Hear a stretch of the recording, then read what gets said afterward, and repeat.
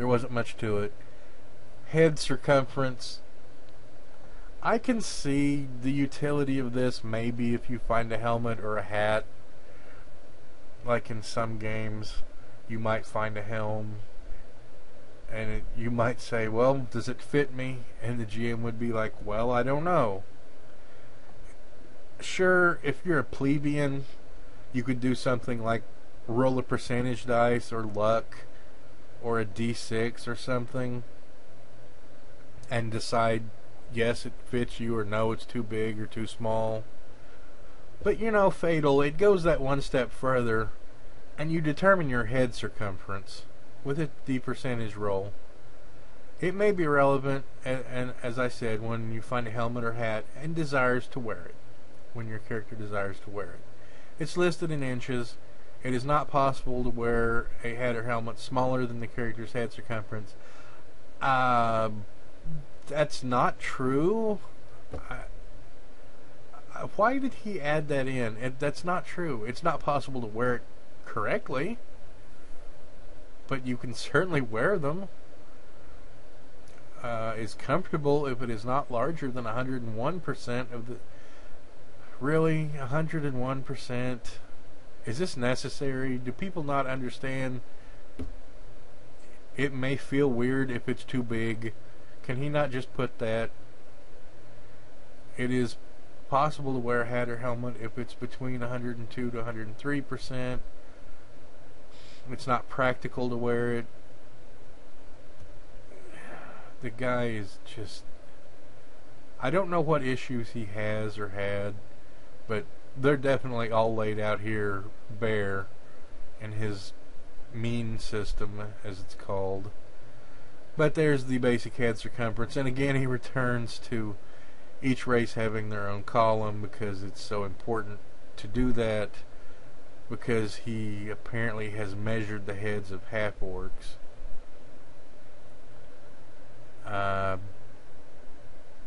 Halflings and dwarves have almost the same size heads. Humans and elves have close.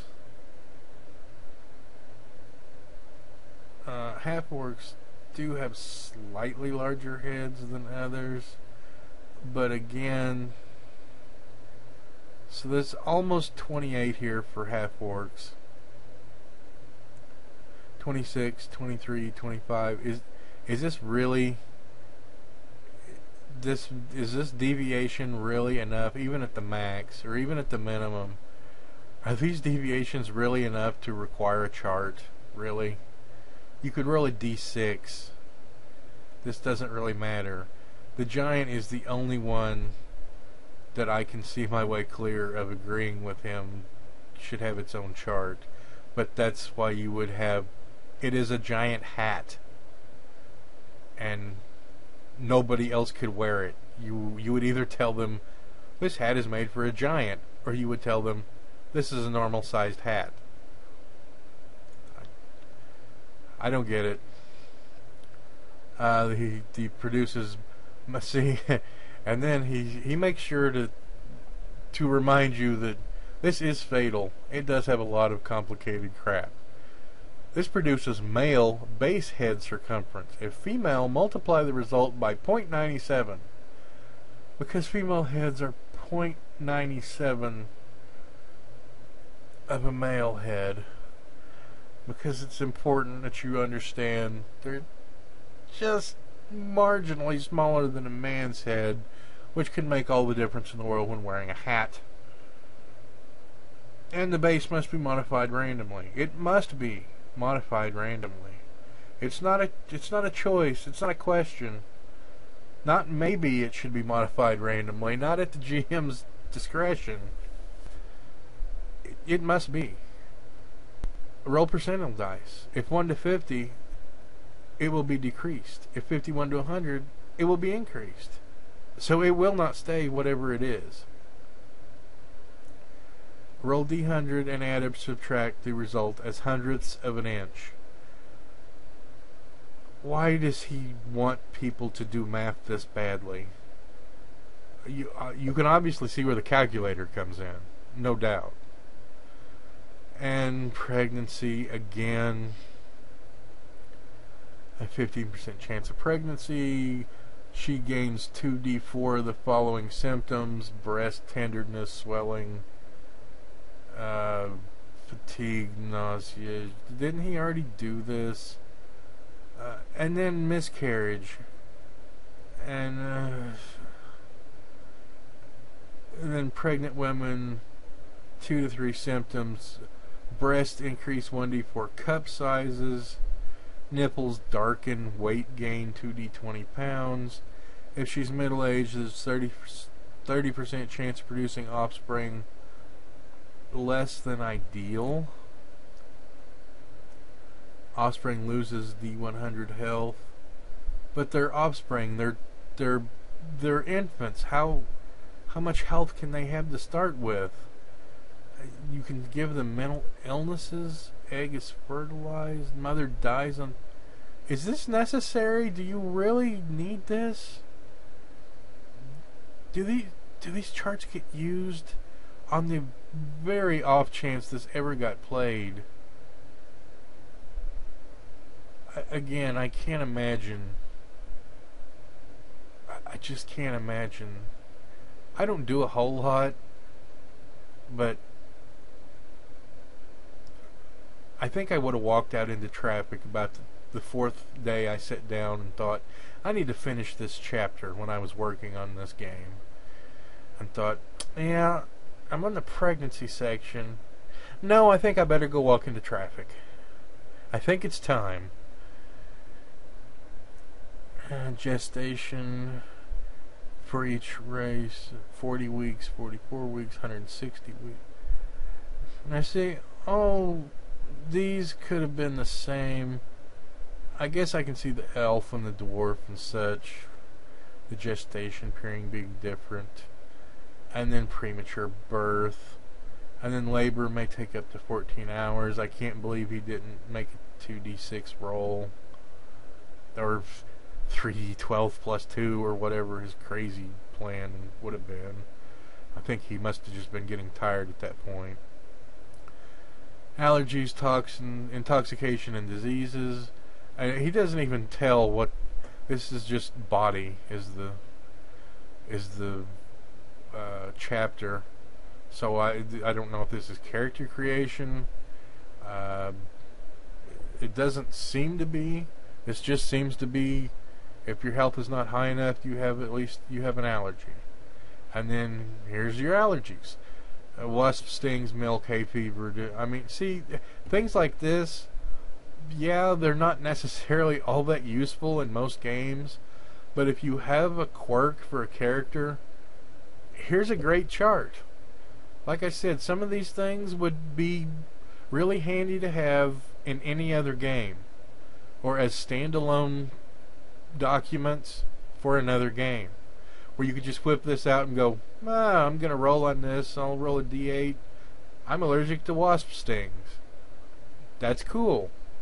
It's short and he's got the description right there. Why he didn't just make this without it, the rest of this crazy system.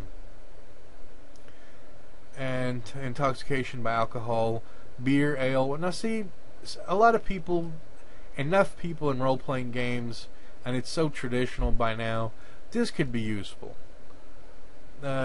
He does it by the weight of the character, by the actual substance that's being consumed. I'm not sure what this BIV is. Diseases are presented when a character is drinking. Consider character's weight and consult the table below. BIV. Beer. I don't know what the BIV is. Oh, buzzing, intoxicated, and vomiting. Okay. So if you're weighing 130, okay, what are these numbers? This tells what beer is made from. See, these are handy. Not everything in F.A.T.A.L is totally worthless, but its association with fatal makes it nearly so. And then there's his modifiers for the races. He could have left this stuff out or made the races be a separate add-on, and it would have really simplified the game. But simplifying the game was not on his plate, I don't think. Quantities are relevant to each type of alcohol. Tankards of either beer or ale, glass of wine or mead. I thought mead came in tankards also, but that's what I know about medieval alcohol, apparently. So if a character named Norblea weighs 155 pounds and drinks 3 beers in an hour, this is like a twisted story problem in math. Norblea must consult the table for a TH. See, and then he tells you threshold. If Norblea rolls higher than the TH, then he did not get a buzz. However, upon drinking the 4th beer in an hour, he must check again. And if he drinks another drink in an hour, he must pass a check or be intoxicated. And intoxication by marijuana. This is the first in this. I haven't skipped anything. This is the first in the game that he mentions this. So it's just apropos of nothing. Oh, by the way, here's drug abuse. Okay. Time elapsed since last Euphoria. And surprisingly, there's no racial breakdown. So apparently all the races are affected the same by marijuana. He does mention it impairs judgment, comprehension, memory, speech. There's no correlation between intoxication and weight. Okay. 10 inhalations by others translates to the equivalent of 1 inhalation by person. Too much math, my friend. Physical fitness is reduced. Enunciation. Psychedelic mushrooms. I mean, really, if you want information on drugs, alcohol, pregnancy, there's the plague, bubonic plague, chickenpox, cancer, common cold, all this stuff. See, these things are, there's leprosy. If you thought, I would kind of like to include leprosy in my game. That's kind of popular and classic for a role-playing game, but how would I do it? He's got leprosy in here. This is useful. Unfortunately, it's in F.A.T.A.L. Nobody will touch it. Mumps, muscular dystrophy. You could almost use this to actually find out things because he does present information. However, I would be so scared to use anything in this. This is like Wikipedia, except in the form of Emperor Palpatine. You really couldn't trust it. Tourette's syndrome. At the main master's whim, an individual may be compelled to voice obscenities. And of course, you would be. Rabies, tuberculosis, typhoid fever, undulant fever,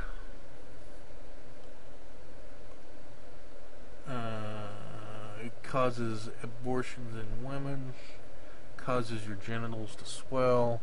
And here's his random chart for these things. There's diabetes. So, and again, it's just kind of, this is his chapter on, here's stuff. And then here's your dispositions. You've got ethics. Ethics are concerned with actions. Lawful behavior is ethical, while criminal behavior is unethical. Morals is concerned with how the character feels about the issue in question or their actions. Well, I was just talking to someone the other day who said that they didn't understand the difference between ethics and morals. Does that mean F.A.T.A.L just explained what the difference is?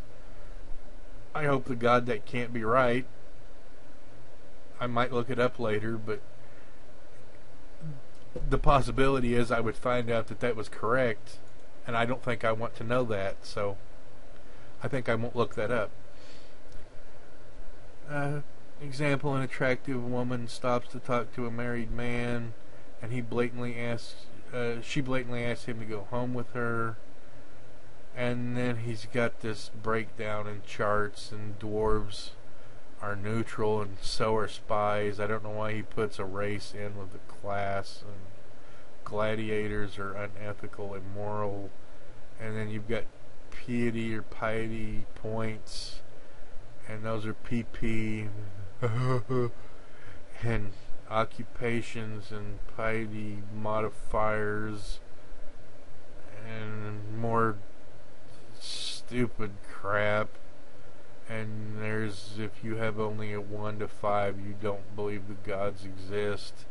And you can roll for your disposition. And you can be ethical, moral. These are alignments. These are the D&D alignments. He renamed them and possibly picked better examples. And these actually, I hate to say it, but they might be a little more in keeping with accurate representations of people and the way real humans behave, but I wouldn't tell him that. Ethical, neutral, ethical, immoral. I think they're still effectively the same thing. They're still alignments, except instead of 9, you've got, I don't even know, 30. And then you've got specific dispositions, which is, it's like ethical, moral with ethical, neutral.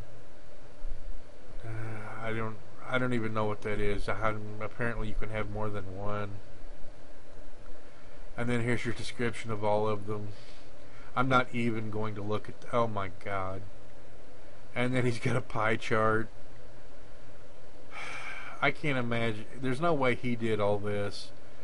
So I'm sure this was some late night call to one of his friends and said, hey, I need a pie chart done. I know you can do those. And his friend went, yeah, I guess. What do you need a pie chart done of? And he said, well, and the conversation ended with his friend going, what the... Anyway. And bar chart, apparently his friend was... he must have been hard up for money, because here's just all kinds of charts. Morality distribution, and then a system of ethics and morals, and I don't even like alignments. I don't even like the 3 or the 9, and they're just all over the place here. He's got law, criminality. To his credit, he does give a lot of different options and alternatives. Criminality, chance, meaningfulness. That's... Anyway, more of these alignment things, and dimensions of morality and courage and temperance and liberality, and I mean, it's a great primer on proper pride, magnificence. I mean, some of this stuff is fascinating, if for no other reason than just for his take on it. And because some of it, I'm sure, would be useful in its own place, wherever that place might be in a role-playing game. Hence, proud characters are thought to be disdainful.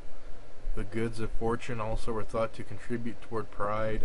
But I don't know what it's for. That's really outside the purvey of... I don't know. Is it about raping people and eating their innards, or is it about pride? Talk about mixed messages. And pages, and good temper, and friendliness, and ready-wittedness, and on, and on, and on. There's meanness, And there's niggardliness, which not a lot of people know this, but that is not the same word that a lot of people think that is. That is entirely, that does not share, I don't believe it even shares the same root word as the racist word. It falls short in everything that's magnificent, and it's basically, as it says, it regards regarding great expenditures as less concerned with beauty, more concerned with how much can be produced for how much can be produced most cheaply. So being a cheapskate is all that is. And I always thought that was interesting. I actually had already known that, but I think that's I do think that's interesting that that's included. I found that actually kind of that impressed me that he included that. And then you've got irascibility, people who are not angry at the things they should be angry at. Insensibility, mock modesty, boorishness. These are kind of like emotions and just behaviors that people exhibit. Spite, unambitiousness. I mean, these could all be useful. These could be qualities for NPCs or even PCs. Empty vanity, boastfulness, and I've got a bunch of other stuff next to them. Irascibility, I guess, is based on anger, or it's like a sub trait of anger, maybe. I don't know. Buffoonery, bashfulness, obsequiousness, and flattery, envy. And then he goes to mind, because that was the body section. So here's mind. And then it goes to temperament. The blood is sanguine. Yellow bile is choleric. Black bile is melancholic. And phlegm is phlegmatic, which is apathetic. And here's your... This is an old psychology and social breakdown. The phlegmatic, melancholy, choleric, sanguine thing. It's mostly been replaced by more contemporary psychological constructs like Jungian and Freudian and various other psychology test patterns, or whatever they call them. What are the IMTJ and all that sort of thing. And because these things also, I think they were called the humors. Four bodily secretions is what he's calling them. They were called the humors, and blood, and these are the things that are associated with air, fire, earth, water, solid, gaseous, and there's parts of the body, head, neck, shoulders, which, I mean, I guess it's handy he has this chart and how they're related, but I don't think it means anything, and I don't really know what this has to do with anything or how this is useful. And you can determine temperament by choosing them, or you can roll, and the higher the roll, the more intense you are in that temperament. And there he describes what all of them are, and there's what the strengths are of each of them, and then he's probably got the weaknesses. Yep, there they are. And plans too much, and there's how to interpret multiple temperaments. If you're a sanguine, choleric, why does he want all this in here? Have you noticed a theme? Like, there's no role-playing system yet. Well, there's a reason. Look at this. This is where we're at. This tiny bar on this PDF. We're on page 117 of 827. This is what he spends his pages on. look at this: mental illness, anorexia nervosa, autobestialophobia, character experiences recurrent and intense sexual arousing fantasies involving sexual attraction to oneself being lame or crippled. He picks and chooses what he puts in here, and some of them are just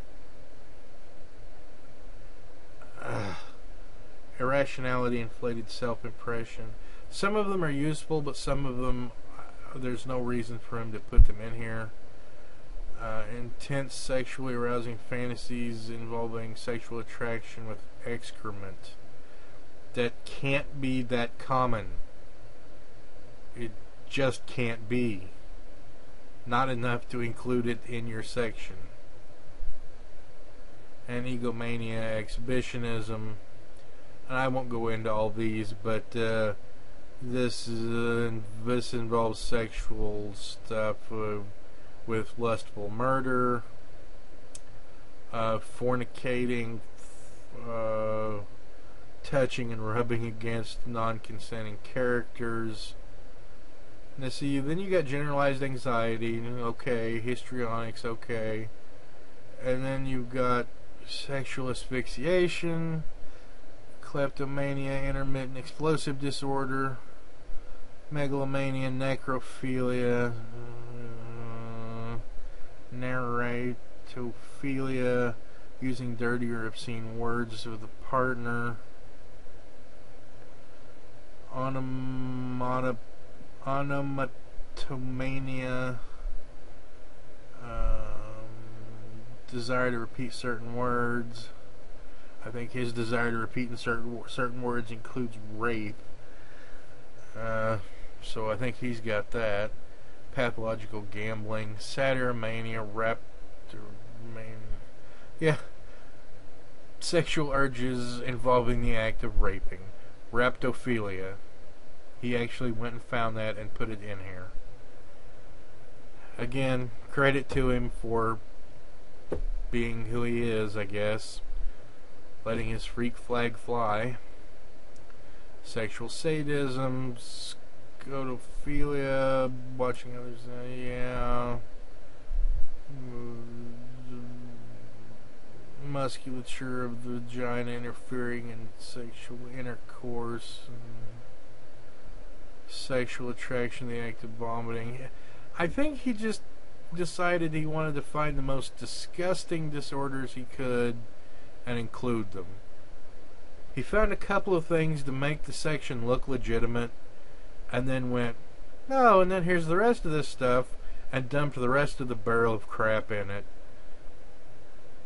Zoophilia and voyeurism, and then here's your random mental illness chart. It's odd how totally unlike any of the other mental illness charts in any other games this is. You open up Call of Cthulhu, or pretty much any other game, like I said, you'll find psychosis, you'll find dementia, maybe, some of the manias, kleptomania. You won't find raptophilia. You won't find a lot of these other things. And I like it like that, but he didn't. And as you can see, this is one of his pet D1000 rolls, using 3 10-sided dice, reading them one after the other. And Sociality, you've got Society. You can determine your birthday by rolling D12 for the month.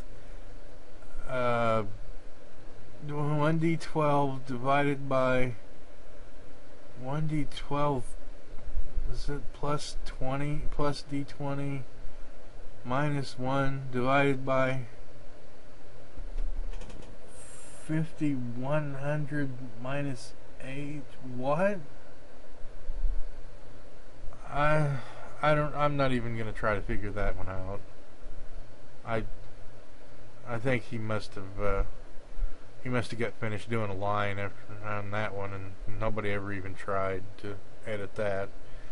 social class, slave, peasant, serf, noble, royalty. Kind of simplistic, but that's kind of close to typical medieval life, and European anyway. And each of the races has their own.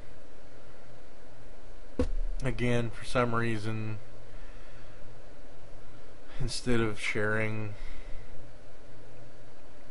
I guess I can no, I really can't. They're all nearly the same. And then birthplace, hamlet, village, town, city, capital city.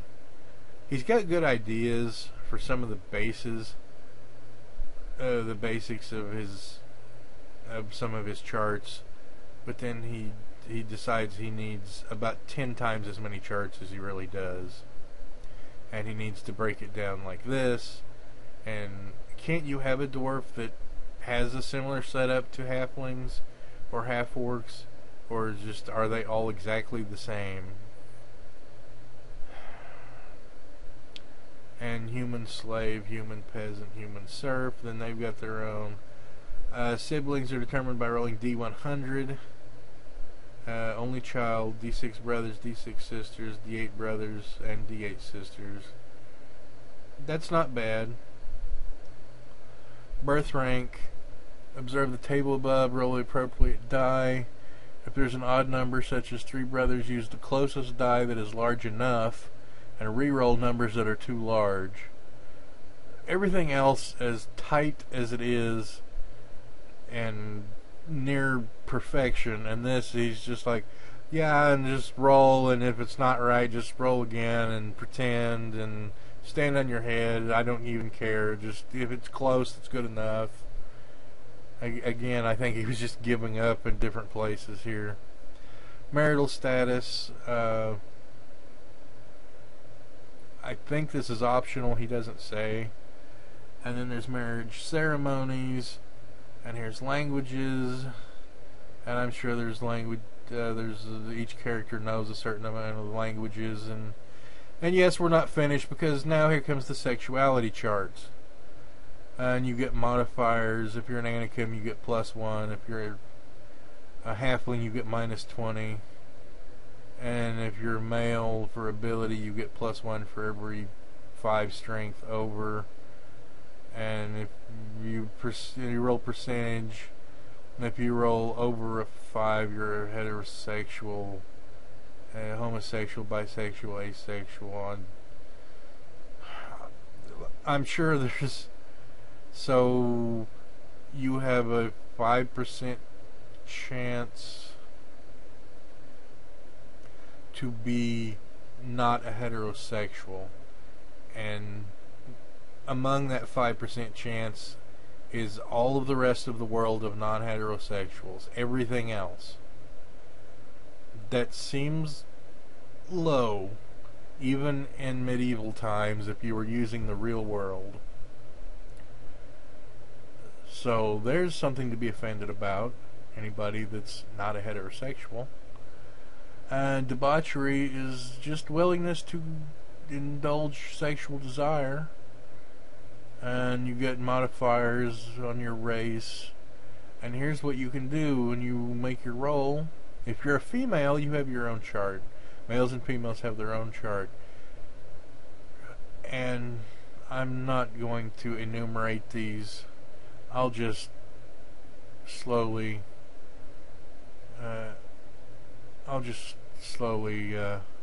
let you see what that chart is. Yeah.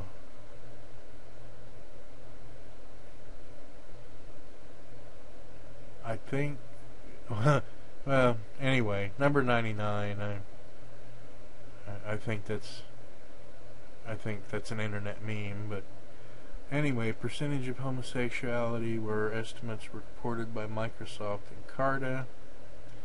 Proportions of multiple births are referenced from Encarta. Well, he certainly used Encarta. Okay, and the male debauchery is similar. Urinate on partner. Drink urine. do anything is 100. And then your offspring number. Look at this offspring number. To determine the number of births per pregnancy, with a 2 footnote, collect several 10-sided dice. Several. He doesn't even tell how many. Roll 1d10 0 0 0 0 0 0. Consult below. I'm not sure. Is that 1d 10 million? Did the author of F.A.T.A.L just instruct you to roll 1d 10 million? Why? The sperm count roll was a percentage dice. The offspring number, the sperm count roll had 80 million sperm listed as one of its numbers. The offspring number is 1d 10 million.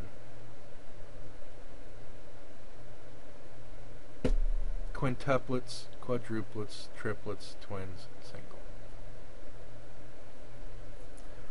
I don't have anything further on that other than 1d 10 million.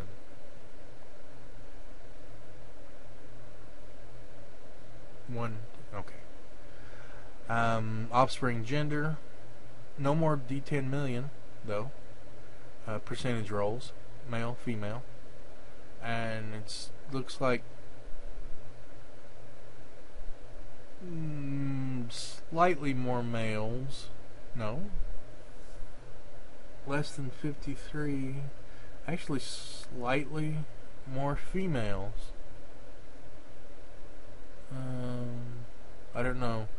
The 1d10 million has thrown my entire brain into vapor lock. I'm unable to make rational thought now. I can't brain today. I have the dumb. And then offspring becoming characters. If you play to the point your offspring becomes characters, you're probably in a home with bars on the windows. Or should be. And I don't even know what this is. This is charts that somehow relate to this, but I don't know how, and I'm not going to read how. And then there's the Code of Chivalry, Understanding of Chivalry, the 10 Commandments of the Code of Chivalry. Avoid cheating, avoid torture. This is all good. This is stuff nobody does. Not ever in role-playing games, and not now in life. Respect women is bafflingly in the Code of Chivalry in F.A.T.A.L. I don't know how that made it in. Maybe one of his friends put it in when he wasn't looking and it got published and he was like, oh, you got me good that time. But nevertheless, it's in there. And there's courtly love. So this is all knight stuff. This is like a page on knights. 12 chief rules. Yeah, this is all knight stuff here. Which is good. It doesn't say anything about knights. It just talks about chivalry, but that's what that is. Demographics and occupation level.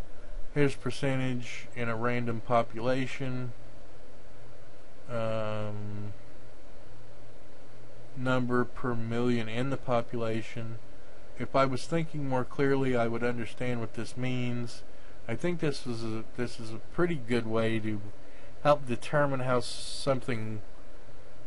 much there is of a certain type of character or profession in a certain community size. And then you've got your communities here, and he describes them, and your government types, and he describes each of them. Hamlets, universal standard hamlets are no more than 100 people, and up from a hamlet is a village, town, city, capital, and anarchy, autocracy, aristocracy, bureaucracy, confederacy, and this is all good. See, these things are useful. No role-playing games do this. This is really handy. And then he goes into the societies of the different races in his game, and roads and inns and Cursus Publicus is a network of inns. Public baths, taverns, restaurants, mail around town. See, this kind of stuff is terrific.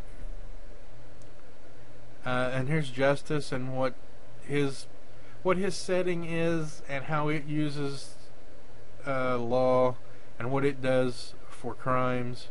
But you could use this as a template for your own, for any game, for any setting, any system.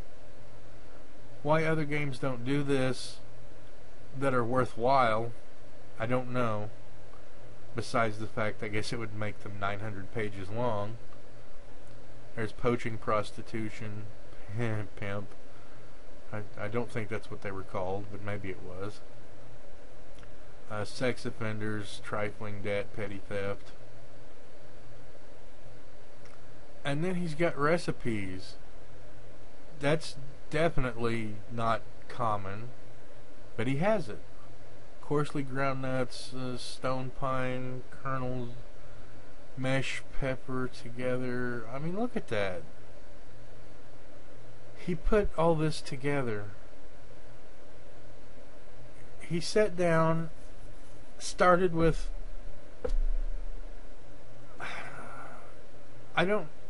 He has to be... I'm not sure if the same person wrote all these. Maybe it was one of his other personalities that wrote each chapter.